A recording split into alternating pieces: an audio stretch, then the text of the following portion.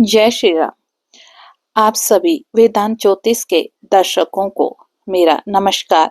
और आज हम बात करेंगे केदारनाथ धाम की पौराणिक कथा, उसके आध्यात्मिक शक्ति और ज्योतिषीय महत्व के बारे में। केदारनाथ धाम केवल एक तीर्थ स्थल ही नहीं, बल्कि यह आध्यात्मिक चेतना और ऊर्जा का स्रोत भी है। यह भगवान शिव के 12 ज्योतिर्लिंगों में से एक है और पंच केदार में सबसे प्रमुख है। आइए विस्तार से जानें इसके रहस्य और दिव्यता। क्या कहती है केदारनाथ की पौराणिक कथा हमसे? शास्त्रों में केदारनाथ से जुड़ी पौराणिक कथा मिलती है। केदारनाथ में जो कथा का बताया गया है महाभारत काल से जुड़ी है। कहते हैं कि महाभारत युद्ध के पश्चात पांडव अपने पापों से मुक्ति पाने के लिए भगवान शिव की शरण में गए। भगवान शिव ने उनकी परीक्षा लेने के लिए भैंसे का रूप धारण कर लिया और हिमालय के पहाड़ों में छिप गए। पांडवों ने जब शिव को ढूंढना शुरू किया तो भीम ने भैंसे की पूंछ पकड़ ली। भगवान शिव ने भैंसे के रूप में अपने शरीर को अलग अलग हिस्सों में 5 जगहों पर प्रकट किया। केदारनाथ में पीठ का हिस्सा आया और रुद्रनाथ में सिर का हिस्सा, मध्य महेश्वर में नाभि, तुंगनाथ में भुजाएं और कल्पेश्वर में जटाओं वाला हिस्सा आया।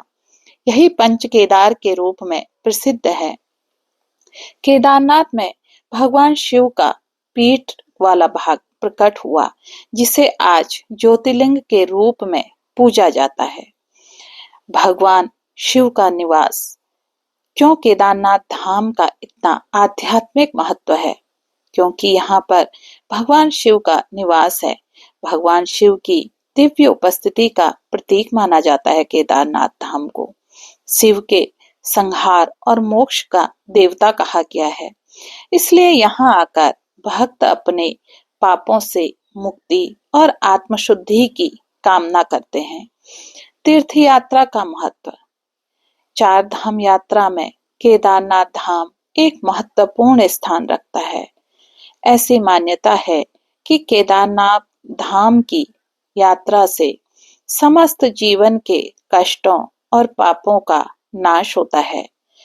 पूरे देश से ही नहीं वरन विश्व भर से 4 धाम यात्रा में केदारनाथ धाम की यात्रा करने के लिए यहाँ पर आते हैं। मोक्ष प्राप्ति। शिव पुराण के अनुसार जो व्यक्ति श्रद्धा भाव से केदारनाथ की यात्रा करते हैं और यहाँ पूजा अर्चना करते हैं, उन्हें मोक्ष की प्राप्ति होती है। ऐसी यहाँ की आध्यात्मिक मान्यता है। ज्योतिषी महत्व। केदारनाथ का ज्योतिष में विशेष महत्व है। शिव जी को 9 ग्रहों के नियंत्रक के रूप में पूजा जाता है। केदारनाथ धाम की यात्रा करने से ग्रह दोष और कुंडली के विभिन्न अशुभ योग शांत होते हैं।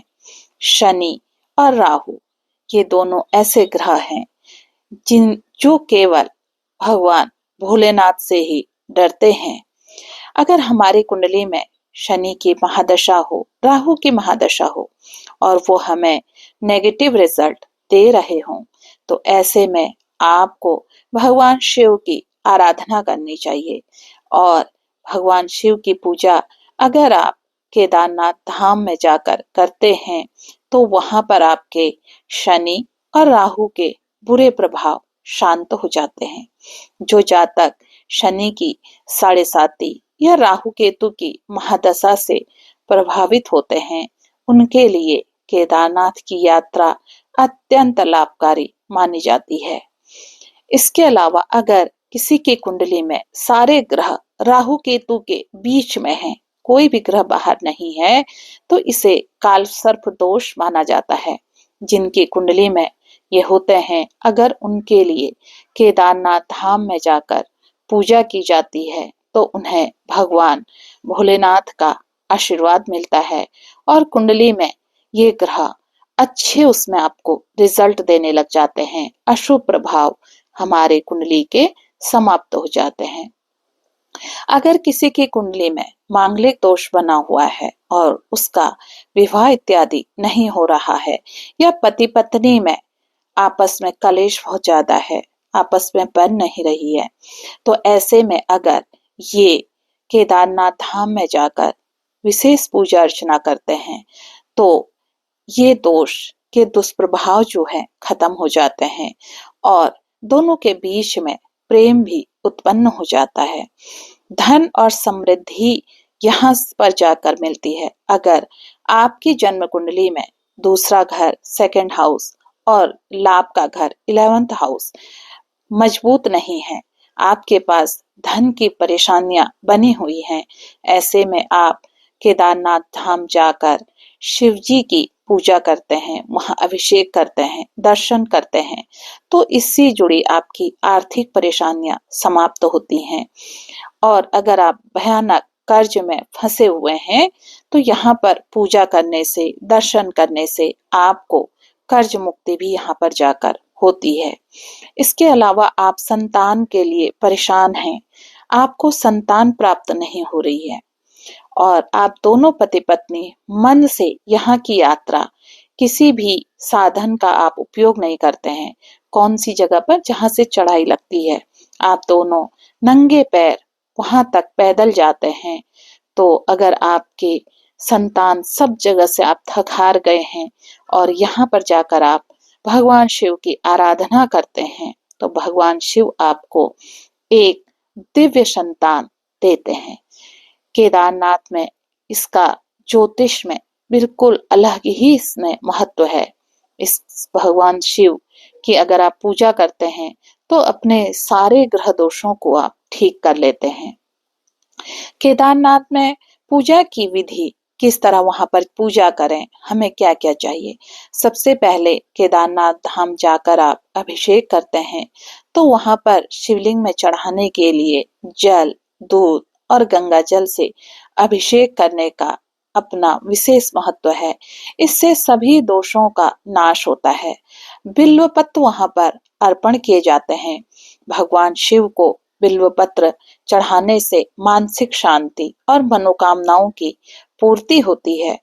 शिव मंत्र का अगर हम वहां पर जाकर जप करते हैं, ओम नमः शिवाय का जप करने से भगवान शिव बड़े प्रसन्न होते हैं। केदारनाथ धाम में कई सारे चमत्कार जुड़े हैं, कुछ की चर्चा मैं आपसे करती हूँ। यहाँ पर भीमशिला एक शिला है। जब वर्ष 2013 में भयंकर बाढ़ आई, उस दौरान एक विशाल शिला मंदिर के ठीक पीछे आकर रुक गई, जिससे मंदिर की रक्षा हुई। इसे दिव्य शक्ति का प्रतीक माना जाता है। एक दिव्य ध्वनि यहाँ सुनाई देती है। कई भक्तों का मानना है कि मंदिर परिसर में ध्यान लगाने पर शिवजी के डमरू की आवाज सुनाई देती है। ऐसा उन लोगों को प्रतीत होता है जो वहां पर जाकर ध्यान में समा जाते हैं। केदारनाथ धाम केवल एक तीर्थ स्थल ही नहीं, बल्कि यह भगवान शिव की दिव्य कृपा प्राप्त करने का एक मार्ग भी है। इसकी पौराणिक कथाएं, आध्यात्मिक ऊर्जा और ज्योतिष में इसका महत्व इसे एक अनोखा और चमत्कारी स्थान बनाते हैं। इसलिए यदि आप भी आध्यात्मिक शांति और ग्रह दोषों से मुक्ति की कामना करते हैं तो एक बार केदारनाथ धाम की यात्रा अवश्य करें। आशा है यह जानकारी आपको पसंद आई होगी। यदि आपको हमारा यह वीडियो अच्छा लगा तो इसे आप लाइक, शेयर और सब्सक्राइब जरूर करें। अगले वीडियो में हम आपसे फिर मिलते हैं एक इसी तरह की रोचक और अद्भुत कथा को लेकर। किसी नए धार्मिक स्थल के बारे में आपको हम जानकारी देंगे।